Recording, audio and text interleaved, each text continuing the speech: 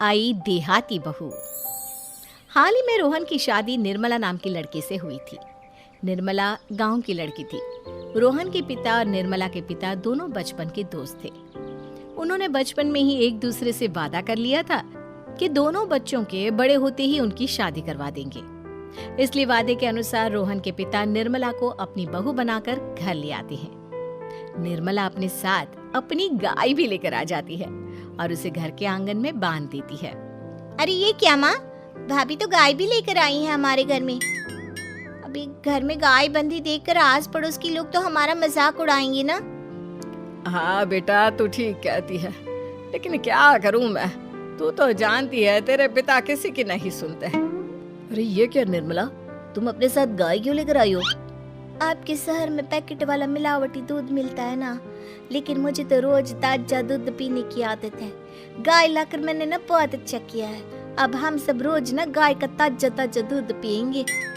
अरे ये सब तो ठीक है, लेकिन तुम ध्यान रखना कि तुम्हारी गाय की वजह से आस पड़ोस के लोगों को कोई तकलीफ ना हो। हाँ हाँ, मैं सब देख लूंगी, आप चिंता ना करें। कुछ दिन बीत जाते हैं। फिर एक दिन, चल बहू, आज हमें बाजार से सब्जी खरीदने जाना है। उसके बाद सुनीता निर्मला को बाजार में ले जाती है।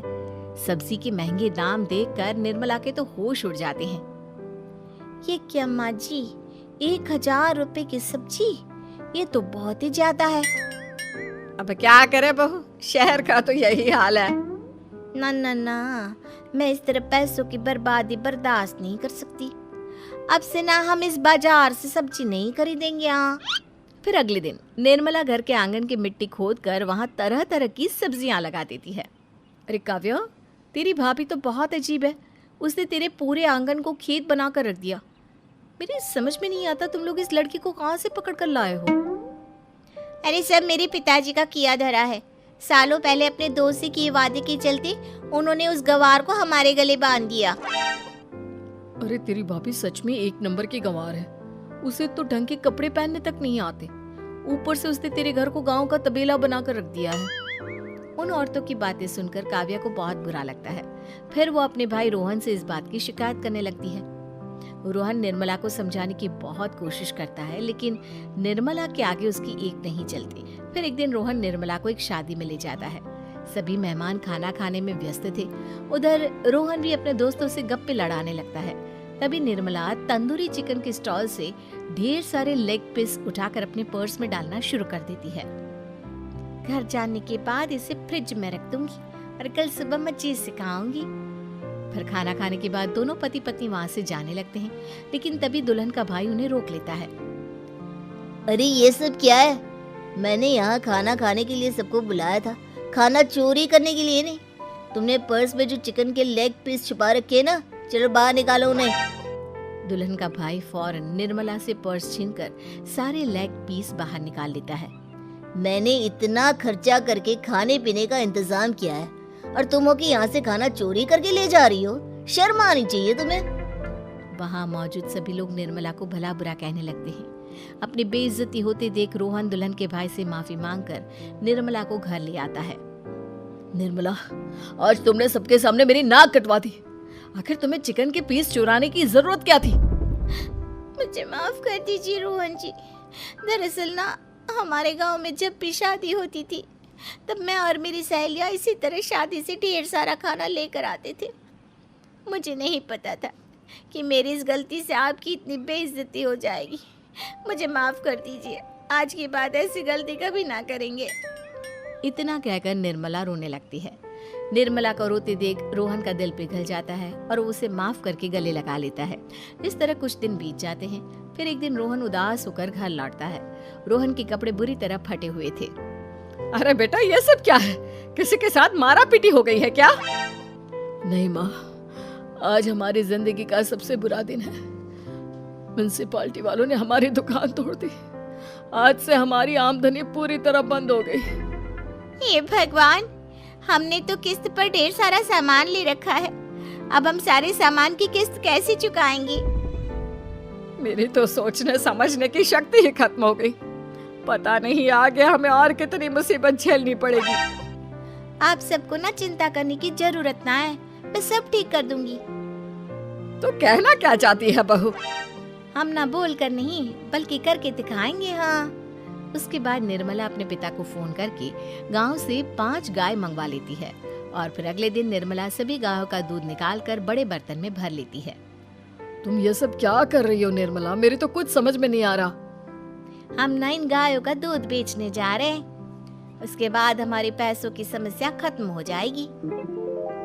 हे भगवान, बस यही दिन देखना बाकी रह गया था। भाभी दूध वाली बनकर दूध बेचेंगी तो मोहल्ले में इज्जत क्या रहेगी हमारी? सभी लोग हमें तरह तरह की ताने मारेंगे। आप ना ऐसी बेकार की बातें ना करो काव्या जी। जब जेब का पैसा और पेट की रोटी छिन जाती है तो इंसान पहले अपने और अपने परिवार के बारे में सोचता है। और वैसे भी जिस काम से हमारा घर चले उसकी कभी ना बुराई नहीं करनी चाहिए। फिर निर्मला दूध के 2 बड़े बर्तन साइकिल के दोनों तरफ लटकाकर मोहल्ले में घूमने लगती है। दूध ले लो, दूध, गाय का ताजा ताजा दूध ले लो, बिना मिलावट का शुद्ध दूध ले लो। चलो चलो आओ भाई, जल्दी ले लो। तभी निर्मला के पास कुछ औरतें आती हैं। अरे तुम तो सुनीता की बहू हो ना? तुम इस तरह सड़क पर दूध क्यों बेच रही हो? निर्मला उन दोनों औरतों को अपने घर के हालातों के बारे में सब बता देती है। देखिए, मैंने ना अभी अभी गाय का ताजा दूध निकाला है। आप सब तो रोज पैकेट का दूध पीती हो, आज गाय का ताजा दूध पी कर देखिए, इसकी ना बात ही कुछ और है। हाँ बहू, मुझे तुम्हारी बात समझ में आ गई। लाओ, मुझे 2 लीटर दूध दे दो। उस औरत की देखा देखी बाकी औरतें भी निर्मला से दूध खरीदना शुरू कर देती है। थोड़ी ही देर में निर्मला सारा दूध बेचकर ढेर सारे पैसे इकट्ठे कर लेती है। उसके बाद निर्मला घर जाकर सारे पैसे अपनी सास को पकड़ा देती है। अरे बहू, इतने सारे पैसे! सच में तेरा आइडिया तो काम कर गया। अरे माँ जी, आप तो बस देखती जाइए, कुछ ही दिनों में मैं अपने घर की सारी समस्या खत्म कर दूंगी। हाँ। फिर अगले दिन से निर्मला गायों के गोबर से ढेर सारे उपले तैयार करके बेचना शुरू कर देती है। निर्मला को पैसे कमाते देख रोहन के अंदर भी हिम्मत आ जाती है और वो भी दूध बेचने का फैसला करता है।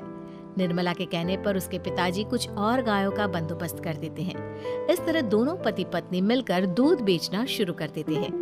कुछ ही महीनों में उनका दूध का व्यापार खूब फल फूल जाता है। इसके चलते रोहन एक बड़ी दूध की डेयरी भी खोल लेता है।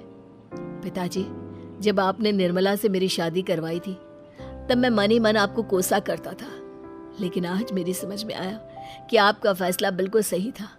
आज अगर निर्मला ना होती तो पता नहीं हमारा क्या हाल होता। हाँ बेटा, तू ठीक कहता है। हमारी बहू ने तो हमें उजड़ने से बचा लिया। भगवान ऐसी बहू सबको दे। इस तरह निर्मला की समझदारी के चलते सब कुछ ठीक हो जाता है और वो सभी हंसी खुशी अपना जीवन जीने लगते हैं।